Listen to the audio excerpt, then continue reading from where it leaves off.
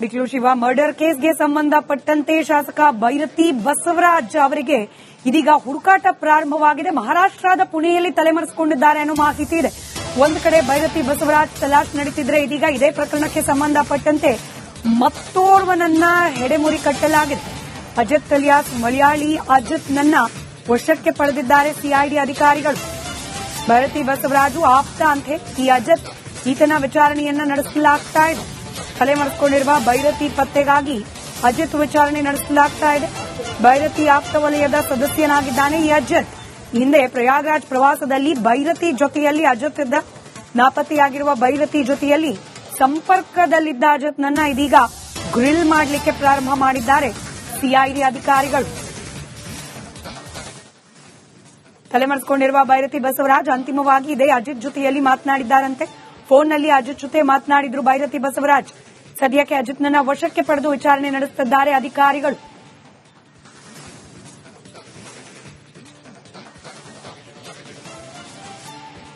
ಡೀಟೇಲ್ಸ್ನೊಂದಿಗೆ ನಮ್ಮ ಪ್ರತಿನಿಧಿ ಅಭಿಷೇಕ್ ನೇರ ಸಂಪರ್ಕದಲ್ಲಿ. ಅಭಿಷೇಕ್, ಲಾಸ್ಟ್ ಕಾಲ್ ಆಗಿದ್ದು ಈ ಅಜಿತ್ ಜೊತೆಯಲ್ಲಿ ಸಂಭಾಷಣೆ ಅನ್ನೋ ಕಾರಣಕ್ಕೆ ಅಜಿತ್ನನ್ನ ವಶಕ್ಕೆ ಪಡೆದು ವಿಚಾರಣೆ ನಡೆಸಲಾಗ್ತಾ ಇರೋದು. ಟ್ರೇಸ್ ಔಟ್ ಮಾಡುವ ಪ್ರಯತ್ನದ ಭಾಗವಾಯಿತು ಅಥವಾ ಈತ ಕೂಡ ಏನಾದರೂ ಈ ಬಿಕ್ಲು ಶಿವ ಮರ್ಡರ್ ಕೇಸ್ನಲ್ಲಿ ಇನ್ವಾಲ್ವ್ ಇರಬಹುದು ಅನ್ನೋ ಶಂಕೆ ಇದೆಯಾ?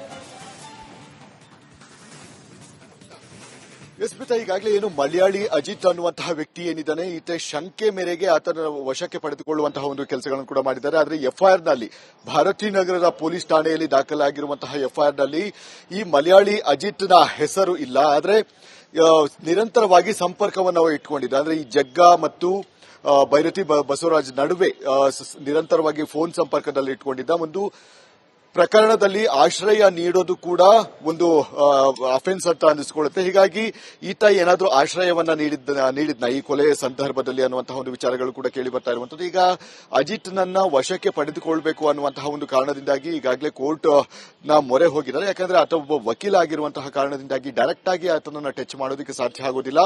ಎಸ್ಪಿ ಲೆವೆಲ್ ಅಲ್ಲಿ ಅವರಿಗೆ ಒಂದು ನೋಟಿಸ್ ಅನ್ನು ಕೊಟ್ಟು ನಂತರ ವಶಕ್ಕೆ ಯಾತಕ್ಕಾಗಿ ಪಡೆದುಕೊಳ್ತೀವಿ ಅನ್ನುವಂತಹ ಒಂದು ಕಾರಣವನ್ನು ನೀಡಿ ನಂತರ ಅವನನ್ನ ವಶಕ್ಕೆ ಪಡೆದುಕೊಳ್ಳುವಂತಹ ಒಂದು ರೂಲ್ಸ್ ಇರುವಂತಹ ಕಾರಣದಿಂದಾಗಿ ಆತನನ್ನ ಈಗ ಕೋರ್ಟ್ ಮುಖಾಂತರ ತಮ್ಮ ಒಂದು ವಶಕ್ಕೆ ಪಡೆದುಕೊಂಡು ನಂತರ ಆತನ ಸಾಬೀತಾದಂತಹ ಪಕ್ಷದಲ್ಲಿ ಬಂಧನ ಪ್ರಕ್ರಿಯೆ ನಡೆಸುವಂತಹ ಸಾಧ್ಯತೆ ಇದೆ.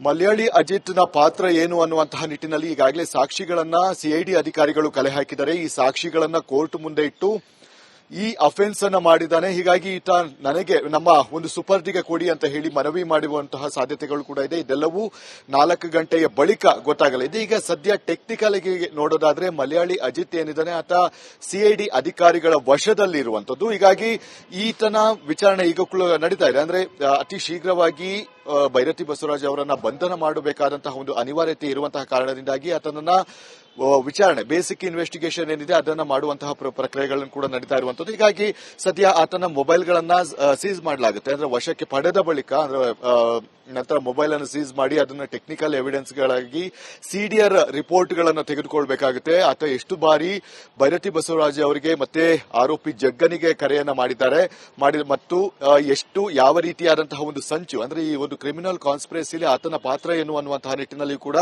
ಟೆಕ್ನಿಕಲ್ ಎವಿಡೆನ್ಸ್ ಗಳನ್ನ ಮುಂದಿಟ್ಟುಕೊಂಡು ಆತನ ಮೇಲೆ ಆರೋಪವನ್ನ ಹೊರಿಸುವಂತಹ ಒಂದು ಕೆಲಸಗಳನ್ನು ಮುಂದಿನ ಹಂತದಲ್ಲಿ ಮಾಡಲಿದ್ದಾರೆ. ಹೀಗಾಗಿ ಸದ್ಯ ಈ ಇನ್ವೆಸ್ಟಿಗೇಷನ್ ಅಲ್ಲಿ ಮತ್ತಷ್ಟು ಹೆಸರುಗಳು ಕೂಡ ಬರ್ತಾ ಇದೆ. ಇಲ್ಲಿ ಕ್ರಿಮಿನಲ್ ಕಾನ್ಸ್ಪಿರಸಿ ಎಷ್ಟು ಜನರ ಜೊತೆ ನಡೆದಿದೆ ಅನ್ನುವಂಥದ್ದು ಕೂಡ ಬಹು ಮುಖ್ಯವಾಗಿ ಬೇಕಾಗುತ್ತೆ. ಇಲ್ಲಿ ಸುಪಾರಿಯನ್ನ ನೀಡಿ ರಿಮೋಟ್ ರೌಡಿಯ ರೀತಿಯಲ್ಲಿ ಈ ಜಗ್ಗ ಒಂದು ವರ್ತನೆಯನ್ನ ಮಾಡಿದ್ದಾನೆ. ಅಂದ್ರೆ ಹಣವನ್ನ ನೀಡುವಂತಹ ಮುಖಾಂತರ ಅವರಿಂದ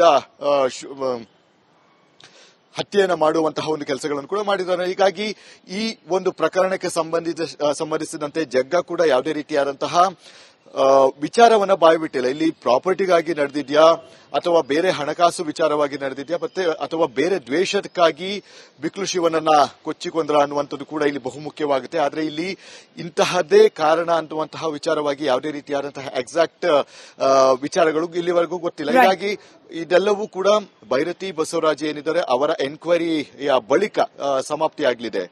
ಸ್ಮಿತಾ, ಧನ್ಯವಾದ ಅಭಿಷೇಕ್ ಮಾಹಿತಿಗಾಗಿ.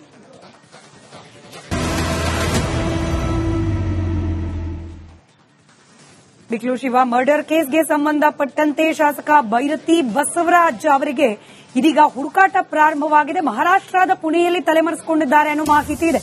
ಒಂದು ಕಡೆ ಭೈರತಿ ಬಸವರಾಜ್ ತಲಾಶ್ ನಡೀತಿದ್ರೆ, ಇದೀಗ ಇದೇ ಪ್ರಕರಣಕ್ಕೆ ಸಂಬಂಧಪಟ್ಟಂತೆ ಮತ್ತೋರ್ವನನ್ನ ಹೆಡೆಮುರಿ ಕಟ್ಟಲಾಗಿದೆ. ಅಜಿತ್ ಅಲಿಯಾಸ್ ಮಲಯಾಳಿ ಅಜಿತ್ನನ್ನ ವಶಕ್ಕೆ ಪಡೆದಿದ್ದಾರೆ ಸಿಐಡಿ ಅಧಿಕಾರಿಗಳು. ಭೈರತಿ ಬಸವರಾಜು ಆಪ್ತ ಅಂತೆ ಈ ಅಜಿತ್, ಈತನ ವಿಚಾರಣೆಯನ್ನ ನಡೆಸಲಾಗ್ತಾ ಇದೆ. ತಲೆಮರೆಸಿಕೊಂಡಿರುವ ಭೈರತಿ ಪತ್ತೆಗಾಗಿ ಅಜಿತ್ ವಿಚಾರಣೆ ನಡೆಸಲಾಗ್ತಾ ಇದೆ. ಭೈರತಿ ಆಪ್ತ ವಲಯದ ಸದಸ್ಯನಾಗಿದ್ದಾನೆ ಈ ಅಜಿತ್. ಹಿಂದೆ ಪ್ರಯಾಗ್ರಾಜ್ ಪ್ರವಾಸದಲ್ಲಿ ಭೈರತಿ ಜೊತೆಯಲ್ಲಿ ಅಜಿತ್ ಇದ್ದ. ನಾಪತ್ತೆಯಾಗಿರುವ ಭೈರತಿ ಜೊತೆಯಲ್ಲಿ ಸಂಪರ್ಕದಲ್ಲಿದ್ದ ಅಜಿತ್ನನ್ನ ಇದೀಗ ಗ್ರಿಲ್ ಮಾಡಲಿಕ್ಕೆ ಪ್ರಾರಂಭ ಮಾಡಿದ್ದಾರೆ ಸಿಐಡಿ ಅಧಿಕಾರಿಗಳು. ತಲೆಮರೆಸಿಕೊಂಡಿರುವ ಭೈರತಿ ಬಸವರಾಜ್ ಅಂತಿಮವಾಗಿ ಇದೇ ಅಜಿತ್ ಜೊತೆಯಲ್ಲಿ ಮಾತನಾಡಿದ್ದಾರಂತೆ. ಫೋನ್ನಲ್ಲಿ ಅಜಿತ್ ಜೊತೆ ಮಾತನಾಡಿದ್ರು ಭೈರತಿ ಬಸವರಾಜ್. ಸದ್ಯಕ್ಕೆ ಅಜಿತ್ನನ್ನ ವಶಕ್ಕೆ ಪಡೆದು ವಿಚಾರಣೆ ನಡೆಸುತ್ತಿದ್ದಾರೆ ಅಧಿಕಾರಿಗಳು.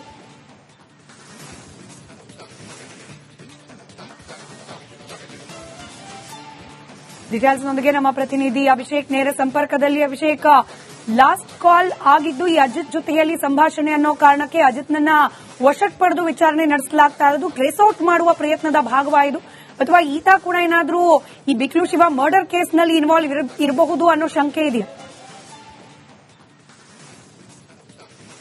ಸ್ಮಿತಾ, ಈಗಾಗಲೇ ಏನು ಮಲಯಾಳಿ ಅಜಿತ್ ಅನ್ನುವಂತಹ ವ್ಯಕ್ತಿ ಏನಿದ್ದಾನೆ, ಈತ ಶಂಕೆ ಮೇರೆಗೆ ಆತನ ವಶಕ್ಕೆ ಪಡೆದುಕೊಳ್ಳುವಂತಹ ಒಂದು ಕೆಲಸಗಳನ್ನು ಕೂಡ ಮಾಡಿದ್ದಾರೆ. ಆದರೆ ಎಫ್ಐಆರ್ ನಲ್ಲಿ ಭಾರತೀ ನಗರದ ಪೊಲೀಸ್ ಠಾಣೆಯಲ್ಲಿ ದಾಖಲಾಗಿರುವಂತಹ ಎಫ್ಐಆರ್ ನಲ್ಲಿ ಈ ಮಲಯಾಳಿ ಅಜಿತ್ನ ಹೆಸರು ಇಲ್ಲ. ಆದರೆ ನಿರಂತರವಾಗಿ ಸಂಪರ್ಕವನ್ನು ಇಟ್ಕೊಂಡಿದ್ದ. ಅಂದ್ರೆ ಈ ಜಗ್ಗಾ ಮತ್ತು ಭೈರತಿ ಬಸವರಾಜ್ ನಡುವೆ ನಿರಂತರವಾಗಿ ಫೋನ್ ಸಂಪರ್ಕದಲ್ಲಿ ಇಟ್ಕೊಂಡಿದ್ದ. ಒಂದು ಪ್ರಕರಣದಲ್ಲಿ ಆಶ್ರಯ ನೀಡೋದು ಕೂಡ ಒಂದು ಅಫೆನ್ಸ್ ಅಂತ ಅನಿಸ್ಕೊಳ್ಳುತ್ತೆ. ಹೀಗಾಗಿ ಈತ ಏನಾದರೂ ಆಶ್ರಯವನ್ನ ನೀಡಿದ್ನ ಈ ಕೊಲೆಯ ಸಂದರ್ಭದಲ್ಲಿ ಅನ್ನುವಂತಹ ಒಂದು ವಿಚಾರಗಳು ಕೂಡ ಕೇಳಿ ಬರ್ತಾ ಇರುವಂತದ್ದು. ಈಗ ಅಜಿತ್ ನನ್ನ ವಶಕ್ಕೆ ಪಡೆದುಕೊಳ್ಬೇಕು ಅನ್ನುವಂತಹ ಒಂದು ಕಾರಣದಿಂದಾಗಿ ಈಗಾಗಲೇ ಕೋರ್ಟ್ ನ ಮೊರೆ ಹೋಗಿದ್ದಾರೆ. ಯಾಕಂದ್ರೆ ಆತ ಒಬ್ಬ ವಕೀಲ ಆಗಿರುವಂತಹ ಕಾರಣದಿಂದಾಗಿ ಡೈರೆಕ್ಟ್ ಆಗಿ ಆತನನ್ನ ಟಚ್ ಮಾಡೋದಕ್ಕೆ ಸಾಧ್ಯ ಆಗೋದಿಲ್ಲ.